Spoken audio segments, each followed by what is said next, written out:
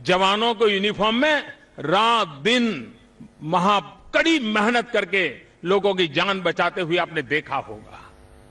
लेकिन देश को पता नहीं है ये वही खाकी वर्दी वाले मेरे पुलिस के जवान हैं।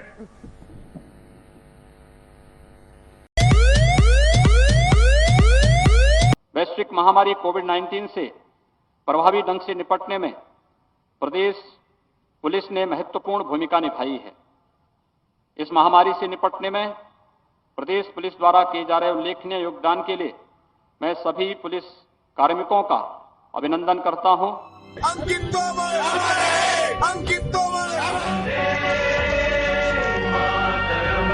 वर्तमान समय में यदि किसी राजनेता को सबसे बड़ा श्री राम का भक्त कहा जाएगा तो निश्चित तौर पे योगी आदित्यनाथ को कहा जाएगा। न सिर्फ योगी आदित्यनाथ बल्कि भारत के प्रधानमंत्री भी राम राज्य की संकल्पना को लेकर आगे बढ़ रहे हैं। जय जय श्री राम।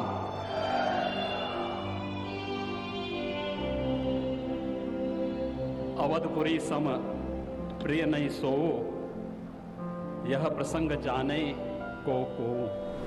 लेकिन उस राम राज्य में रामायण काल का एक प्रसंग यहाँ वर्णन करना जरूरी होगा, क्योंकि जब भगवान श्री राम से मिलने उनके वनवास काल में भरत जी गए थे तो वाल्मीकि रामायण में स्पष्ट लिखा है कि भगवान श्री राम ने उनको शिक्षाओं की एक शिक्षा यह भी दी थी कि हे भरत, तुम अपने सैनिकों को वेतन पहला देना और उनके समस्त प्रकार के सुख दुख का ध्यान रखना, क्योंकि सैन्य शक्ति राष्ट्र शक्ति होती है।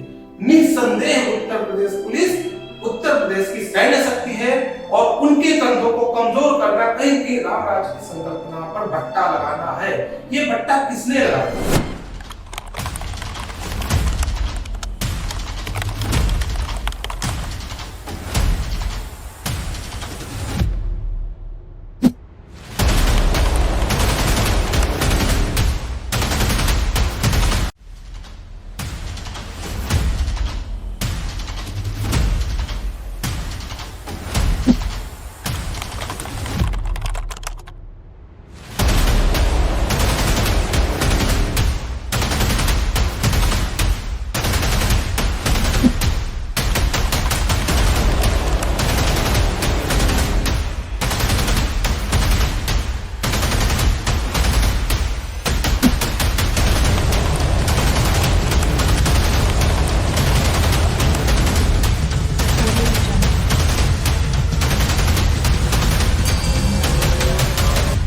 एक ऐसा विभाग जिसकी आपने जुबान ही छीन ली। किसी को विश्वास ही नहीं हो रहा है कि हाँ भाई आज है ही नहीं दुनिया।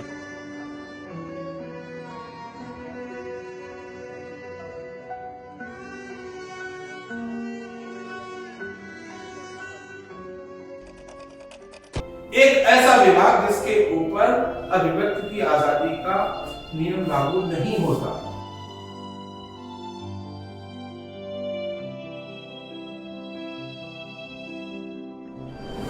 एक ऐसा विभाग जिसको आप मात्र एक क्लिक से परेशान कर सकते हैं। उस विभाग को एक नई समस्या झेलनी पड़ रही है और वो समस्या है न्यायालय में प्रमोशन की। यदि संबंधित रैंकर की परीक्षा की बात की जाए तो कई पुलिस कर्मियों ने अपने प्राण दौड़ में ही गंवा दिए थे, क्योंकि उनको शौक थे उनको रिटायरमेंट से पहले कंधे पर स्टार लग सके। उन सभी बलिदानी पुलिस कर्मियों की, उन सभी प्राण गंवाए पुलिस कर्मियों की आत्मा को कहीं कहीं ये सारा विवाद पीड़ा दे रहा है। निश्चित तौर पर दौड़ में अपने प्राण गंवाए उन सभी पुलिस कर्मियों की आत्मा तब तक उन सभी दोषियों को धिक्कारेगी जब तक इस पूरे मामले का शांतिपूर्वक और न्यायपूर्वक समाधान नहीं मिल जाता।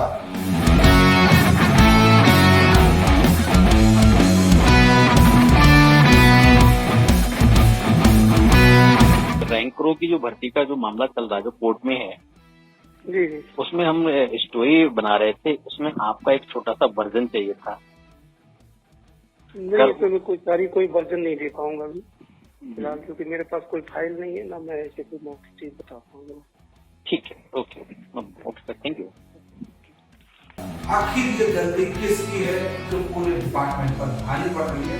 निस्संदेह यदि शासन उसको खोज के एक शुद्ध और शासक जांच करा के उस दोषी को दंड देता है तो आने वाले समय में कई लोगों को एक उदाहरण प्रस्तुत होगा कि कहीं से ऐसी भूल हमारे लिए घातक या हानिकारक है। जब हमने इसकी पड़ताल की तो हम लखनऊ जा पहुंचे और उत्तर प्रदेश के विभिन्न जिलों में जाकर हमने इसकी पड़ताल की और कहीं ना कहीं सूची बनाने में गलती हुई। आखिर मामला ये हाई कोर्ट तक जा पहुंचा।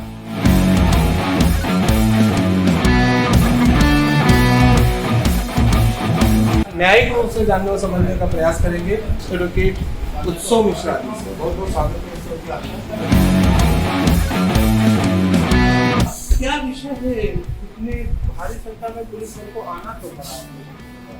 देखिए 2017 में माननीय उच्च न्यायालय द्वारा राम बाबू यादव नाम स्टेट ऑफ उत्तर प्रदेश में निर्णय पारित किया गया था, जिसके क्रम में पुलिस विभाग की एक अंतिम ज्येष्ठता सूची दिनांक 11/12/2017 को पेश की। उस अंतिम ज्येष्ठता सूची को आज तक किसी भी न्यायिक प्रक्रिया में उसको मॉडिफाई या सेटिफाइड नहीं किया गया है और वो फाइंडिंग हो चुकी है पुलिस विभाग। 2 अप्रैल 2021 में अचानक से DIG एस्टैब्लिशमेंट द्वारा एक अनंतिम ज्येष्ठता सूची फिर से निकाल दी गई थी, जिसका 2012 के में उप निरीक्षक पुलिस द्वारा एक अपनी आपत्तियां दी गई इसके खिलाफ और हमारी उनकी आपत्तियों को संज्ञान में ना लेकर फिर से एक अंतिम ज्येष्ठता सूची निकाल दी गई, जिसको हमने माननीय उच्च न्यायालय में रिट संख्या 14319 SS of 2021 के माध्यम से चैलेंज किया, जिसमें माननीय उच्च न्यायालय द्वारा अपने 15/7/2021 को अपने इंटरिम ऑर्डर से स्टेटस को का आदेश दिया। इस विवाद से प्रभावित हो रहे 3000 से अधिक रैंकर और 400 के आसपास डायरेक्ट भर्ती वाले उत्तर प्रदेश का ऐसा कोई जिला या ऐसा कोई संभवतः थाना ना हो, सर्किल ना हो, जहां पे आपको नौकरी करते ना मिले। इतने फंक्शंस कौन में आपकी लड़ाई है किससे?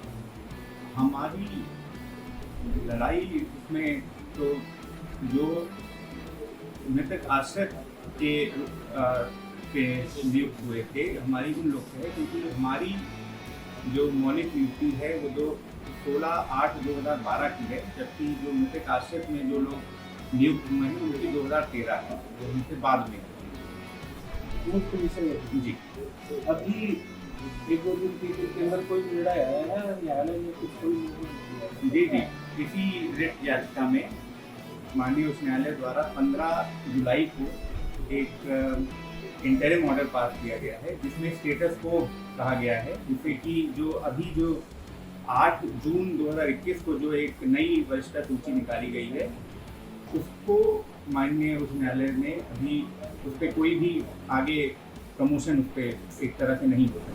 उनकी मनोदशा के बारे में एक बार विचार करिएगा, क्या मानसिक रूप से व्यथित नहीं होंगे? मानसिक रूप से व्यथित व्यक्ति ही आगे चल करके आत्महत्या जैसे कदम आतंकी अपराधी के खिलाफ आज की डेट में उत्तर प्रदेश देश के अग्रणी पुलिस बल माना गया, लेकिन ये किस प्रकार से समस्या है तो उनको देखिए कहीं ना कहीं कुछ त्रुटि हुई है, क्योंकि अगर एक बार ज्येष्ठता सूची जो अंतिम रूप से जो फाइनल हो जाती है उस पर कोई भी पदाधिकारी कोई भी राज्य सरकार द्वारा उस पर कोई भी मॉडिफिकेशन नहीं किया जा सकता है, मगर इस प्रकरण में फिर से एक नई चुनौती निकाली गई है, जो कि दर्शाता है कि कहीं ना कहीं किसी बाबू या अथवा किसी अनुभागीय अधिकारी द्वारा कहीं ना कहीं कुछ गलती की। कुछ समय पहले की बात है, उत्तर प्रदेश पुलिस के जवानों में और अधिकारियों तक में आत्महत्या की घड़ी से शासन ने इस पर बहुत मेहनत की, बहुत प्रयास किए, पुलिस कर्मियों ने भी स्वयं को बहुत समझाया और ये झड़ी टूटी, लेकिन इस पूरे विवाद से कहीं कहीं उन सभी पुलिस कर्मियों के मनोबल पर एक बार पुनः नकारात्मक असर पड़ा है और जिसको इस समय रहते सुधार दिया गया तो समाज के ही हित में होगा। यदि ये कोर्ट ना आती तो उसको क्या होगा? तो ये प्रमोशन से वंचित है, इनकी जगह जो इनके बाद अपॉइंट हुए 2013 में उनको प्रमोशन के लिए भेज दिया गया होता, उनका प्रमोशन जारी हो गया होता है इंस्पेक्टर की तरफ। अभी कुछ दलीलें विपक्ष की तरफ से दी गई होंगी पिछली बार, उनका भी कुछ मत होगा अपनी। राज्य सरकार द्वारा ये कहा गया कि उन्होंने अंतिम वरिष्ठता सूची नहीं निकाली गई है, बल्कि एक पात्रता सूची निकाली गई है, जो कि गलत है, क्योंकि जो जून 2021 में जो अंतिम वरिष्ठता सूची निकाली गई है उसमें स्पष्ट तौर से लिखा गया है कि ये उप निरीक्षक नागरिक पुलिस की अंतिम ज्येष्ठता सूची है। उत्तर प्रदेश पुलिस बल को आप न्याय दिलाएं, ये हमारी आपको शुभकामनाएं। निश्चित रूप से फील्ड में रह करके देश के समाज की रक्षा करती है और आपके प्रयास का पूरी चलाना आपका बहुत बहुत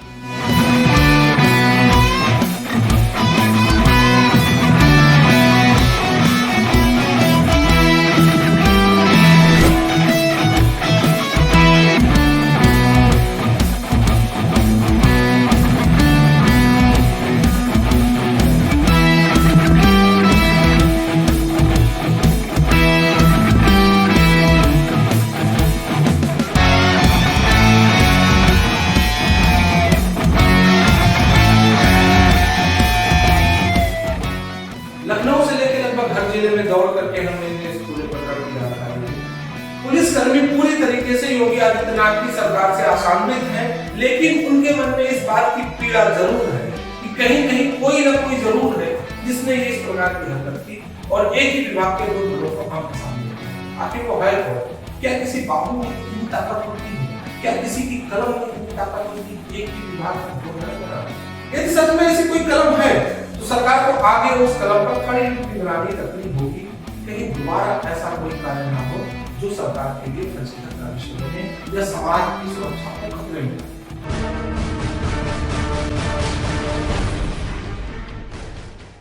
हर बेटी जरूर अपने पिता के कंधे पर तीसरा स्टार देखना चाहती है। हर पिता अपने बेटे के कंधे पर तीसरा स्टार देखना चाहता है। पुलिस का तीसरा स्टार जो हर पत्नी अपने पति के कंधों पर देखना चाहती है। न सिर्फ रैंकर बल्कि डायरेक्ट भर्ती वाले भी इस पूरी विवाद से नहीं रहा। भर्तियों से लेकर के जिस प्रकार से हर विभागों में पारदर्शिता आई, भविष्य में ऐसी आशा की जा रही है कि इस प्रकार के पटाक्षेप के बाद पारदर्शिता किस प्रकार की विवादों में भी आएगी। खुश रहो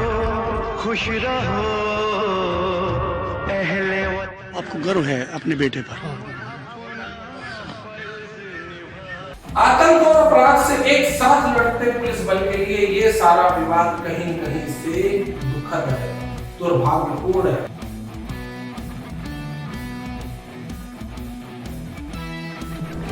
योगी आदित्यनाथ के शासन की जो सबसे बड़ी उपलब्धि रही वो लॉ एंड ऑर्डर है, जिसका वर्णन प्रधानमंत्री नरेंद्र मोदी ने अपने भाषण में किया। उन्होंने उत्तर प्रदेश की पुलिस को शाबाशी भी दी, लेकिन कहीं कोई तो है जिसको ये तारीफ या प्रशंसा रास नहीं है। कोई तो है जो इस पूरी प्रशंसा के खिलाफ पूरी अंदर काम हमें नहीं कहना वो विभाग का हो सकता है बाहरी, लेकिन कोई तो है जिसके निशान में हमेशा पुलिस है। इंसाफ मिला, जिसने भी मारा उसे भी आगे सजा मिले।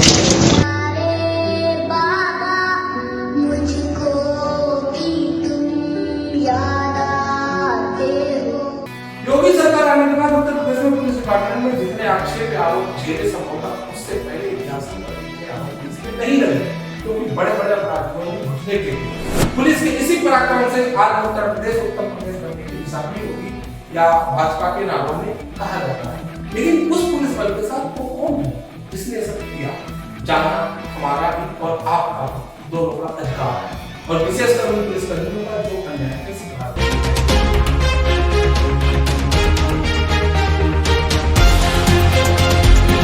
योगी और मोदी के राम राज्य के सपनों को मंत्रा कौन है? इस महाभारत में शकुनी कौन है? निश्चित तौर पर इस शासन में उस मंत्रा शकुनी की तलाश जल्द से जल्द पूरी ना की तो राम राज्य स्थापित होने में समय जरूरी है। अंत में हमारी रक्षा और सुरक्षा दिन रात जागकर धूप आंधी तूफान में खड़े होकर करेंगे।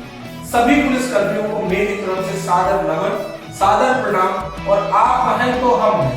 निश्चित तौर पे आपकी पीड़ा को हम बताएंगे, हम दिखाएंगे। हमारा पूरा प्रयास होगा कि आपकी पीड़ा शासन स्तर पर जाए। जिस देश में रात 12 बजे आतंकियों के लिए अदालतें खुल जाती हैं, उस देश में क्या आपको लगता है हमने जो किया है गलत किया है। अगर आपको लगता है कि हमने गलत किया है तो आप हमारा विरोध करिए, अगर आपको लगता है कि हमने सही किया है तो हमारे इस समर्थन में जुड़िए। आपका स्वागत है।